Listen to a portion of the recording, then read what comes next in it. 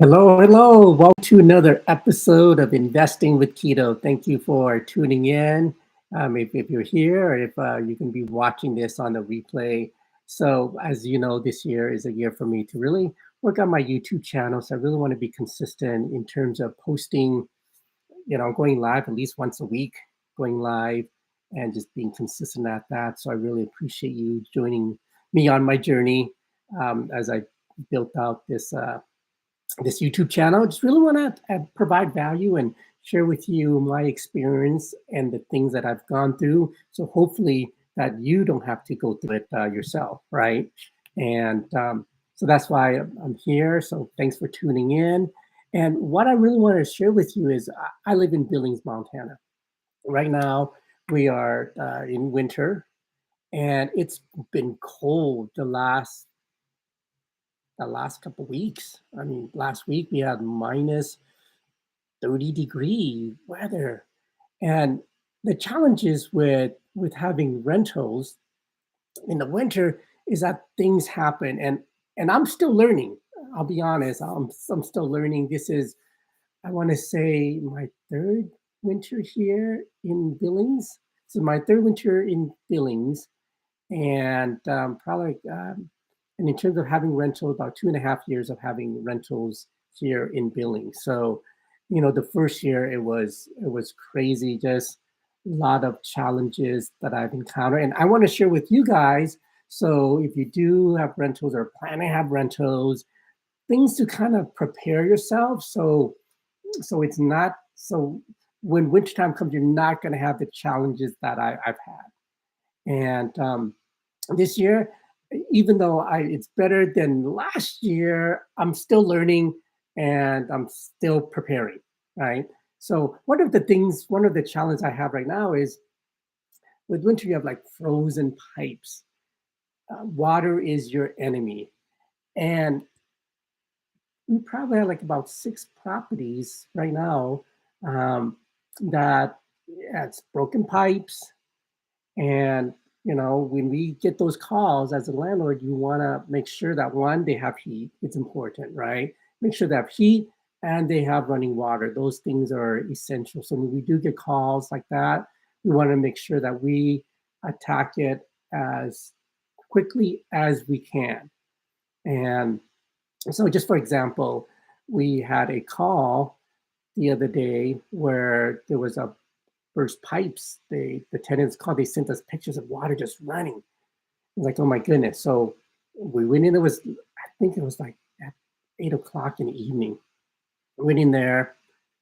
We shut the water off, right? And most of the places were closed, so my maintenance guy wasn't able to get any parts.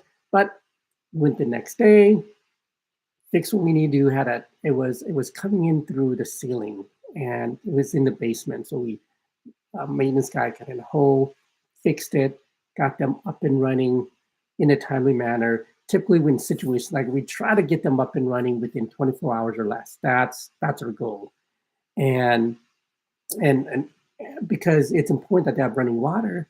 And what I've learned throughout the years is, one, obviously, is you really have to winterize your your property, right?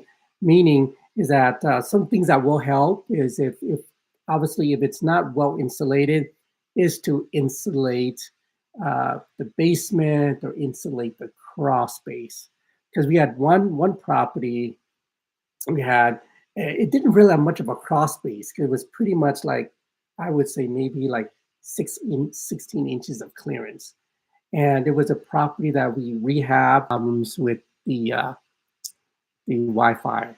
But anyways, it was one of the first properties that we had that we rehabbed, and it wasn't the crawl space wasn't insulated well, so the water had froze during the winter.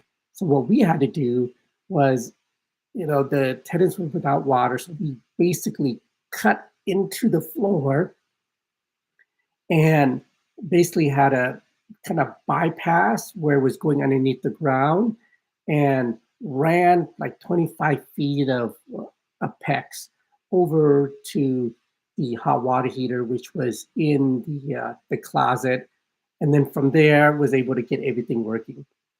Um, so where was I going with that? Oh, yeah, because that cross space wasn't well insulated. So right now, they're limping by, but when we get, once the sub-zero weather is all cleared, we'll go back in there. Obviously, we'll have to rip off the floors and in the cross space and re-insulate it well before we put the flooring back on. So things like that, which in the beginning, I didn't really take into consideration. Now, in hindsight, yeah, when we were doing the rehab, we should have, we could have caught that and basically insulated well. So now we have to basically cut into the floors, get it insulated, and then plug it back up and then redo the flooring. So additional costs, things that if you're doing a remodel and you have a little cross space, make sure it's well insulated. So when winter time comes, you're not, it's not going to freeze the pipes. And what happened was too with this particular property is there was some gaps between the foundation, so it wasn't, and those gaps were not covered. So I can feel the wind just blowing in, and I can see how that can really get cold and freeze the pipe. So now, once things cleared up, we're going to go back in and redo it. So I say that to make sure that insulation is going to be your friend in terms of making sure that it's not going to freeze the pipes. And another thing too that I've learned that you could use is you can get these pipe wraps, the electric pipe wraps that you could wrap around the pipes. You plug it in, very kind of low voltage, right? And it will keep it warm. It will keep the pipes warm. I say probably at about 30, 40 degrees. I don't think it goes past like 60 degrees or something like that. But I mean, because water freezes at 20 degrees, right? So if you keep it warm, keep it plugged in, it's gonna really prevent your pipes from getting cold. And so one of our properties, this actually had a cross space. We did insulate the pipes, and you can get those tubes, the foam tubes, right? And you can put it in, you can put it on your pipes to help insulate it. Those do help, like anything helps, but make sure that the basement area, the crawl space is well insulated, because we did that and our basement area wasn't that insulated and we still had frozen pipes. So what we had to do was go down there, put a space heater in there, set it at about 60 degrees, leave that running, and that will also prevent your pipe from freezing, because we had to do that on several of our properties, put in extra space. They had frozen pipe. So we went there, put a space heater in there, and get the space heater with the fan, because that really helps, especially if it's a small area. Because usually, uh, in where I live in Billings, Montana, there's a lot of cross spaces where it's really not. It's almost like a basement, but not quite a basement. But you could kind of walk in there. You could stand up head level, and you could see the pipes being exposed. And so we plugged in a heater and made sure that was well insulated. And now, after it took about an hour for this, and then the frozen pipes will thaw out. So that's going to be helpful. So hopefully that could help you avoid issues, because when you have pipes, broken pipes, it's not fun, especially if it's cold, it's wet. My maintenance guy, God bless his heart, because we had several of these broken pipes, and uh, he was not happy. He was not happy. He was wet. He was cold, because some of the pipes, once it's frozen and once you thaw it out, it starts to spray all over the place.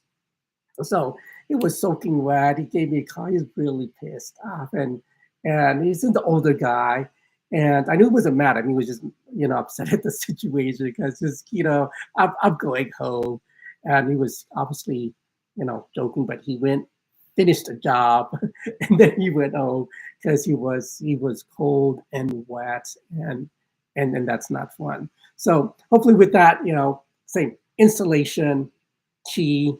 Insulation is key, and using pipe wraps. definitely helps.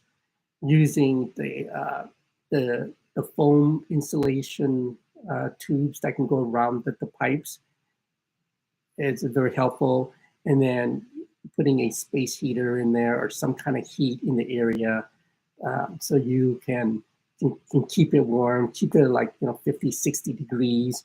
So this way you don't have frozen pipes. Because once frozen pipes, it bursts, and that's not pretty. So even though this year we have actually had less this year than the previous year, because I thought I did things well, but apparently there's other properties that is not as well insulated as I thought it was. So now I have to go back and redo it. Another thing too, the challenges with a the wintertime here is like if you don't properly maintain your furnace throughout the years, it's so important just like to do like preventive maintenance, right? They say like an ounce of prevention is a pound of cure. So we had a couple furnaces that actually went out. One, so we had a furnace that went out and we had called in. So here's the thing too, like you have to um, be careful because we called up a company. We kind of told them what the problem was or what we think. It's like, well, send your you could send your guy out there. And so they were saying, oh man, we're gonna have to replace this whole furnace, and it's gonna be like $3,000, like $3,400. Like, oh really? It's like yeah, these blower motors, there's an old furnace, we can't get the parts. And I was talking to my property manager. So I have a property manager that basically helps me, and I also have a maintenance guy. And so when we're talking, it's like, if it's just a blow motor, like, can't we just find the parts and get that part replaced? So, but according to this one company, they said they couldn't find the parts. So I said, well, before we go and spend $3,500 or $3,400 on a new furnace, why don't we call around and see if somebody here has the parts? So we called around several different companies, and we basically found one company. And so, yeah, we can get the part. It might take us a couple of days, but we'll get the parts. We can get the parts for you. And so instead of spending $3,400 on a new furnace, now it's going to cost us, I believe, like $600 with parts and labor. So it's like, man, that's a huge. And sometimes when you're in a situation like that and you think, oh man, you're in a hurry, like take the time to like slow down. It's like, okay, yes, I need it. But the thing is, what we did meantime, we gave the tenants some space heaters. Like there's a couple of space heaters, keep yourself warm. We're gonna get to it. And it did take like a few days for the heating company to get out, because I mean during this time everybody was busy. Some were like a couple of weeks out. It's like, man, we need to get it now. So our tenants was kind of getting impatient, but we let them know, hey, look, you've got space heaters, it's working, you're warm, you have running water. Just have some patience. Let's hope we get somebody out there. Of course, they do understand, but they were just getting a little bit impatient. But the thing is, as a landlord, you want to make sure you address the issue right away. You're not just going to push it off and not doing the, hey, look, we're doing the best that we can in this situation. I mean, it's minus 20 degrees outside. All the other heating companies out there, they're busy as well trying to get things fixed. So, but we got them a temporary fix. And in the meantime, instead of rushing, because I was this close to saying, just go ahead and get it replaced and just be done, right? But I said, you know what? Let's take a step back. Let's make some more phone calls and see if we could find somebody that can get the parts and get it replaced. And fortunately, we were able to find somebody. And it's $600 versus $3,400, big savings, right? So, and we had we had two furnaces that had similar issues. And instead of buying new furnaces, we were able to get those parts fixed. And now the tenants is up and running. So I say, I just want to share with you that, sometimes when you're in an emergency, you feel like you have to like get a fix right. But if you can get a temporary fix, meaning like get the tenant some heat, whether that's a space heater or whatever, get them warm, make sure the water's running, and then do a little research, right? Take the time to make some phone calls. We must have called like 5 or 6 different companies out there locally here to see if they have the parts. So make sure you do that so you're not stuck, with a huge bill. And especially if you have multiple units, I mean, imagine having to shell out close to $7,000 just for heater, just for a furnace, right? So instead of doing that, made some phone calls, was able to get the parts I needed fixed.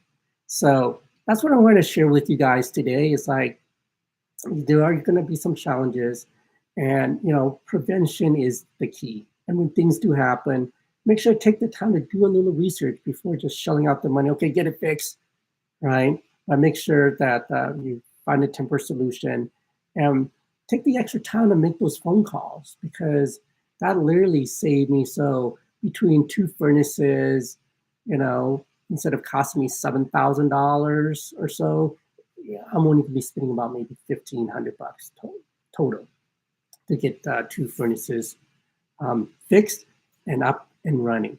So that's what I want to share with you guys. Thanks for tuning in with Investing with Quito. Well, weekly, I want to provide you tips, ideas, and really take you behind the scenes of what I'm going through with my own rentals, the good, the bad, the ugly. Because when people think having rentals, yeah, great, you get this money coming in. It is work. It's not like purely passive income where you just sit back and get mailbox money, right? You do have to put in the work. You do have to, make sure you watch your expenses, right? Even got income coming in, make sure you watch where you're spending the money. And also too, like there's the rentals, you got to keep in mind that we do serve the tenants, right? And so you got to make sure that we give them good service.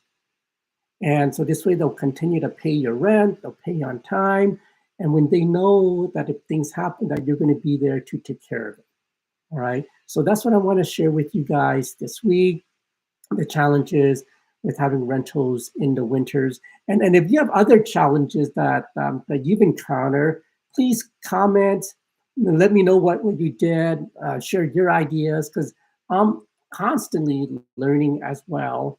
Uh, and and we can share information. That's the great thing about YouTube, about having, online. That's why I want to build this so I can share, my challenges, my success with you guys, and share things that will help you build your portfolio. Because I really believe in real estate, and especially having rentals it's a long game. If you build it right, it could give you that cash flow that you need, to give you the financial freedom that everyone's looking for. And it's possible. You too can do it. I'm doing it, and I'm still learning. I'm just like you. You just fail forward, right? And that's what I want to share with you guys. So thanks for tuning in, and thanks for coming along with my journey as I fail forward and give you some insights and some tips that can help you grow your portfolio. All right. If you like my content, please subscribe. And like I said, this is like my second live, so I'm learning this YouTube platform, and so come and come and learn. Come along with the journey with me. All right, guys. Thanks for your time. Have a great day, and I'll see you next week.